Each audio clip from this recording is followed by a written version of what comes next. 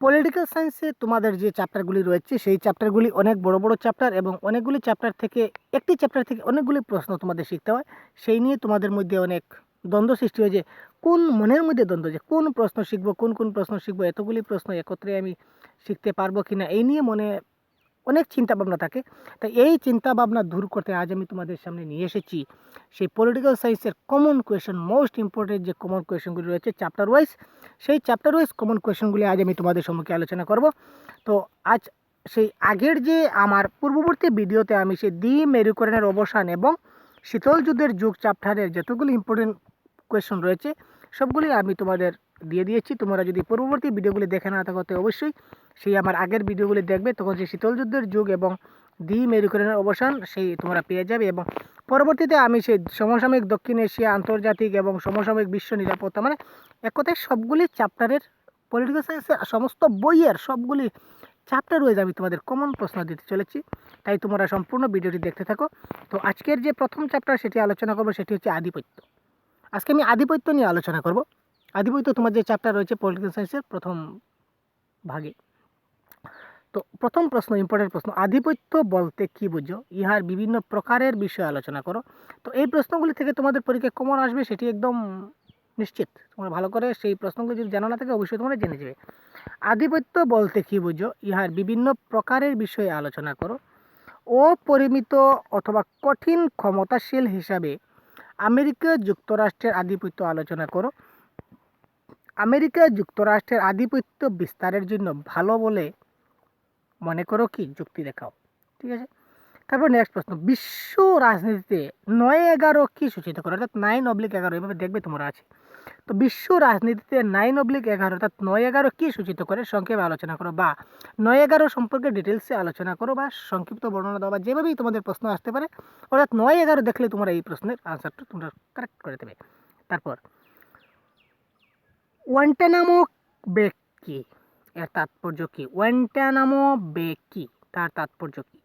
প্রথম উপসাগরীয় যুদ্ধের কারণগুলি কী কী ছিল, বা প্রথম উপসাগরীয় যুদ্ধের ফলাফল কী ছিল? সেখানে একটি প্রশ্ন এড হতে পারে যে প্রথম উপসাগরীয় যুদ্ধের ফলাফল কী এবং তার কারণ কী। তো মার্কিন যুক্তরাষ্ট্র ইরান আক্রমণ করেছিল কেন? এই প্রশ্নটি এইভাবে অথবা দিয়ে আসতে পারে যে ইরাকি স্বাধীনতা অভিযান বলতে কি বুঝো? এর ফলাফল সমূহ কী ছিল? আরেকটি ইম্পর্টেন্ট প্রশ্ন, অপারেশন ডেজার্ট স্টর্ম, খুব মোস্ট ইম্পর্টেন্ট প্রশ্ন, তোমরা দেখে নিও, তোমাদের পরীক্ষায় অনেকবার দেখা যায় যে অপারেশন ডেজার্ট স্টর্ম বলতে কি বুঝো, বা মরুভূমির ঝড় অভিযান মানে কি? ঠিক আছে, অপারেশন ডেজার্ট স্টর্ম বলতে কি বুঝি, বা মরুভূমির ঝড় অভিযান মানে কি? তারপর নেক্সট প্রশ্ন, একমেরু বিশিষ্ট বিশ্ব বলতে কি বুঝো? একমেরু বিশিষ্ট বিশ্ব বলতে আমরা কি বুঝি? কোন বছর ইরাক কুয়েত আক্রমণ করেছিল? অর্থাৎ কোন সাল সে ইরাকে কী করেছিল? কুয়েত আক্রমণ করেছিল। তো এই ছিল আমাদের আধিপত্য চ্যাপ্টারের মোস্ট ইম্পর্টেন্ট প্রশ্ন। এবার আমরা আলোচনা করব যে আরেকটি চ্যাপ্টার, বিকল্প শক্তির উৎস। তোমাদের যে আরেকটি চ্যাপ্টার রয়েছে বিকল্প শক্তির উৎস, সেই বিকল্প শক্তির উৎস থেকে বাছাই করা কয়েকটি প্রশ্ন নিয়ে আমি এই ভিডিওতে আলোচনা করছি। এশিয়ান সম্প্রদায় কি? ইহা কখন প্রতিষ্ঠিত হয়েছিল? এর প্রধান সংস্থা তিনটির বিষয়ে আলোচনা করো। অথবা ব্যাংকক ঘোষণাপত্র কি? অথবা আরেকটি প্রশ্ন আসতে পারে ব্যাংকক ঘোষণাপত্র কি? তো এশিয়ান সম্প্রদায় কি? ইহা কখন প্রতিষ্ঠিত হয়েছিল? এর প্রধান সংস্থা তিনটির বিষয় সংক্ষেপে লিখো। তারপর নেক্সট প্রশ্ন, তিনটি বিকল্প শক্তি কেন্দ্রের ভূমিকা বিষয়ে আলোচনা করো। তিনটি বিকল্প শক্তি কেন্দ্রের ভূমিকা বিষয়ে আমাদের আলোচনা করতে হবে। ভারত চীন সম্পর্কের উপর একটি টিকা লিখো ও ইহার মধ্যে মতানৈক্য চারটি দিক উল্লেখ করো। ঠিক আছে, ভারত চীন সম্পর্কের উপর একটি টিকা লিখতে হবে এবং ইহার মধ্যে মতানৈক্যের যে চারটি দিক রয়েছে সেই চারটি দিক উল্লেখ করতে হবে। চীনা অর্থনীতির উত্থান বিশ্ব শক্তিতে কিভাবে তৃতীয় বিকল্প বলে গণ্য হলো?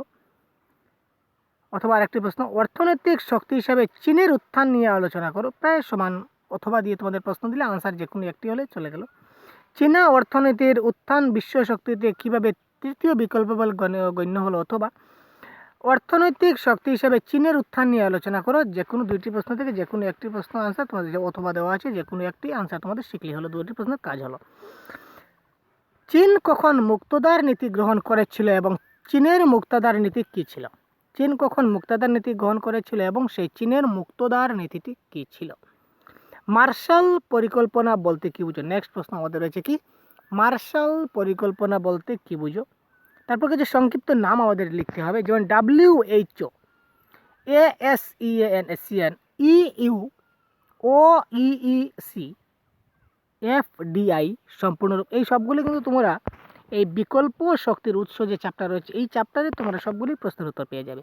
তারপর যদি তোমাদের কোনো আনসার তোমাদের পেতে অসুবিধা হয় তাহলে তোমরা কমেন্ট করে জানাবে, আমি তোমাদের সেই উত্তরটি দিয়ে দেবো। এবং তারপরও যদি অন্য কোনো অসুবিধা হয়, যে কোনো অসুবিধা হলে বা যে কোনো কিছু প্রয়োজন হলে তোমরা আমাকে কমেন্ট করতে পারো। চীনের কমিউনিস্ট সাম্যবাদী বিপ্লবের নেতা কে ছিলেন? চীনের কমিউনিস্ট বা সাম্যবাদী বিপ্লবের নেতা কে ছিলেন সেটা তোমাদের বলতে হবে। তো ভিডিওটি অনেক দীর্ঘায়িত হয়ে যাবে, তাই আমি পরবর্তী চ্যাপ্টারগুলি আজ আমি ডিসকাস করছি না। তো পরবর্তী চ্যাপ্টারগুলি আমি অন্য একটি ভিডিওতে আমি আলোচনা করব।